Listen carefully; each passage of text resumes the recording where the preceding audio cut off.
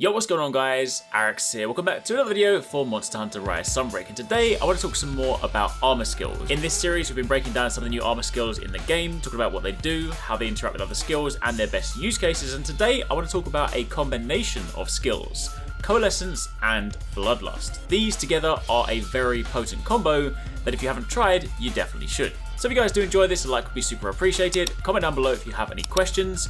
And of course, let me know if you have tested this out and what do you think of it. But to begin with, let's talk about these skills. First up, Coalescence. Where can you find this? Initially, you'll find this on the Gormagala and the Shagarumagala armor sets, but in addition to that, you can also find it on the Sinister Grudge armor and also some of the Guild Palace pieces as well. So there's actually quite a few places you can get this skill.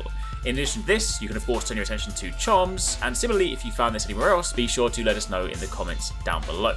Coalescence is a skill that temporarily enhances your attacks after recovering from blights or abnormal statuses. Level 1 for this, while active, will give you plus 12 attack, plus 2 elemental attack power, and plus 5% status buildup.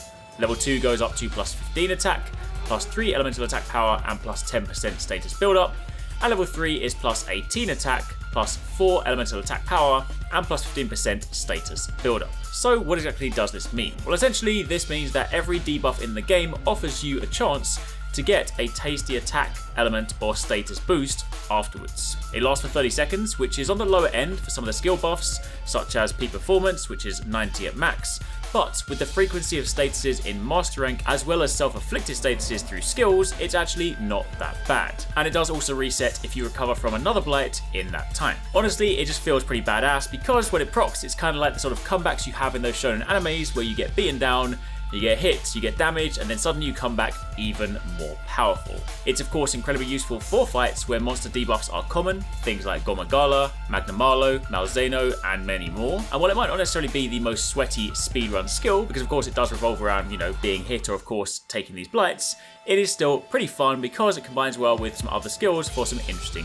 playstyles. Additionally, again, it's very good for statuses because 15% build-up is pretty big, and plus 18 raw is also not far off other skills such as peak performance, which gives plus 20, but does require full HP. So all in all, it is actually a pretty good, albeit slightly situational skill. It can of course also directly work with skills that will typically buff up your attack and your damage in general, so things that boost elemental, attack, or status will of course synergize nicely. Plus, if you do pair this with something like Blight Resistance, but specifically not at max, because of course max will stop you from getting blights, if you instead have it to nearly max, you will recover faster from those statuses and those blights, which means when the status goes away, you gain the buff from Coalescence. But again, you do not want max Blight Resistance because otherwise you render this useless. This also synergizes quite nicely with skills like Crisis, of course being Resuscitate, Hellblight, Quick Breath, and of course, for the purpose of this video, Bloodlust. So let's talk about that.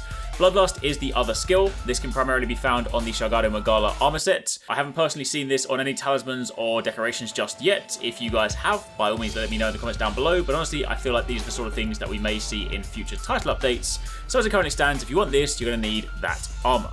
The skill description for this one is that the effects of the Frenzy virus will change. Health is gradually reduced, but you gain a variety of effects. The Frenzy virus occurs regularly when in combat. Level 1, while infected, attack and evasion will increase, and your stamina use will be reduced, and then on recover, your red vitality gauge is restored and affinity is increased.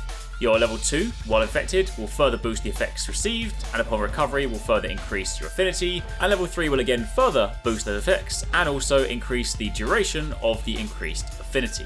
As a quick recap, in case you guys haven't dabbled on this too much, Frenzy is the mechanic whereby when you become infected, a gauge will appear on the screen, and it fills faster over time. If the gauge fills completely, the effect of the Frenzy will kick in, robbing you of your natural ability to heal, and making you take more damage from attacks. However, you can remove this by continuing to hit monsters with your attacks before the gauge fills up. Doing so will temporarily boost your affinity, and you cannot be infected again during this period. Keep in mind you can of course use Nullberry to slightly reduce the length of the gauge, but again, that is the overview of Frenzy. Bloodlust, however, gives you the Frenzy virus whenever you're engaged in combat with any large monster and are not in the state where you've overcome it. It's also different to regular Frenzy. You'll also receive buffs during the 2 minutes that Frenzy lasts or until you overcome it. In exchange, again, your health will drain continuously.